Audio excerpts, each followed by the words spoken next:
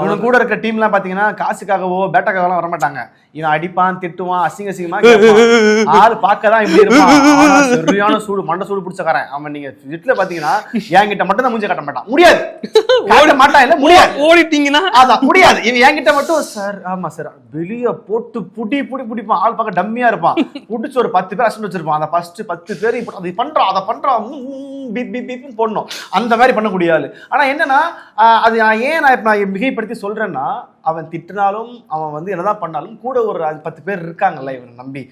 என்னன்னா அது சினிமாவை நம்பி இருக்காங்கல்ல. அப்படி ஒரு கேங் கிடைக்கிறது ரொம்ப கஷ்டம். அப்படி ஒரு கூட ஒரு செட்டு கிடைக்க கஷ்டம். காசு கொடுத்தா நீங்க 10 பேர் ஹையர் பண்ணிடலாம், காசு கொடுத்தா 10 பேரை நீங்க வாங்கிடலாம். பட் உண்மையான அவன் என் ஃப்ரெண்டு பண்றான், இல்லை என் அண்ணன் பண்றான், என் கூட நாளைக்கு படம் பண்றான், அவங்க நான் நிக்கிறாங்கல்ல, அது இவன் அதுல பெஸ்ட்.